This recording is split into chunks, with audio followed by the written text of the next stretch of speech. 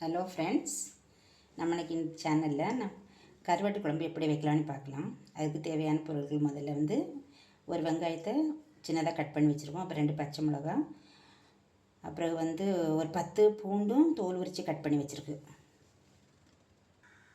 அப்புறம் ஒரு தக்காளி கட் பண்ணி வச்சுருக்கோம். அப்புறம் முக்கியமானது என்னது நம்ம கருவாடு. அது ஒரு நெய் மீன் கருவாடு கழுவி க்ளீன் பண்ணி வச்சுருக்கு. அப்புறம் கொஞ்சம் கருவேப்பிலை, அப்புறம் ஒரு முருங்கைக்காயும் கட் பண்ணி வச்சுக்கலாம். அப்புறம் ஒரு கத்தரிக்காய்.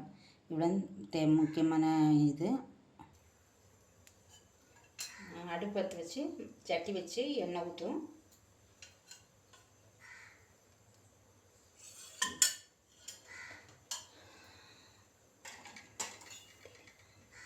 எண்ணெய் சூடானோடனே கடுகு போட்டுடலாம். அது கடுகு பொரிஞ்சோன்னா கடுகு பொரிஞ்சிருச்சு. கருவேப்பிலை போட்டுக்கலாம்.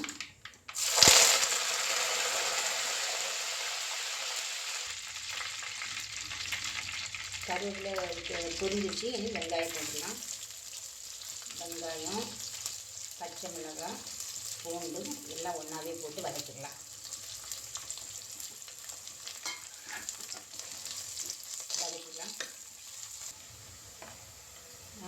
வெங்காயம், பச்சை மிளகாயெல்லாம் கொஞ்சம் வதங்கிட்டு இனி தக்காளி போட்டுடலாம்.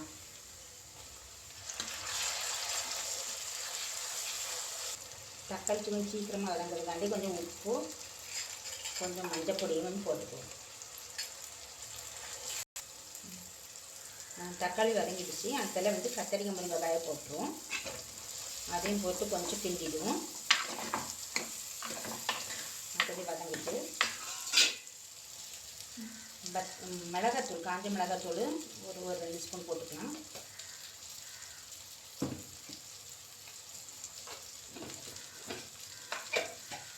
அது கொஞ்சம் வதக்கி விட்டுருவோம்.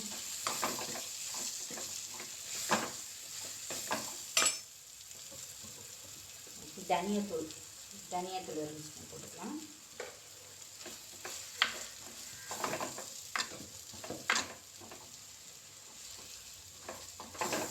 கிண்டி விட்டுட்டு திருப்பி இது கார குழம்பு வைக்கிறதுனால கொஞ்சம் வெந்தயம், மிளகு, ஜீரகம் அரைச்ச பொடி, வெந்தயம், ஜீரகம், மிளகு அரைச்ச பொடி கொஞ்சம் போட்டுக்கலாம்.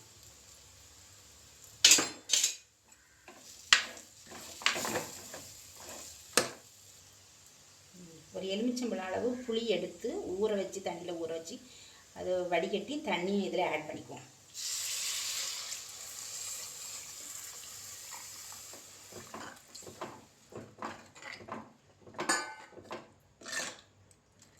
கொஞ்சம் கொதிக்கட்டு.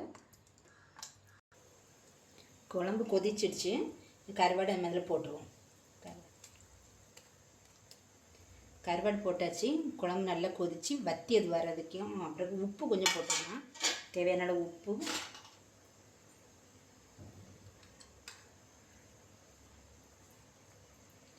உப்பும் போட்டாச்சு. குழம்பு நல்லா கொதித்து வத்தி வர்றது வரைக்கும் மூடி வச்சுடுவோம். குழம்பு வத்தி வந்துச்சு. இனி இறக்கிடலாம். அதுக்கு முன்னாடி கொஞ்சோண்டு கருவேப்பிலை போட்டு இறக்கிடலாம். நல்ல டேஸ்டியாக இருக்கும். நீங்களும் செய்து பாருங்கள். சப்ஸ்கிரைப் பண்ணிங்க. உங்களுக்கு பிடிச்சிருந்தா லைக் பண்ணுங்கள்.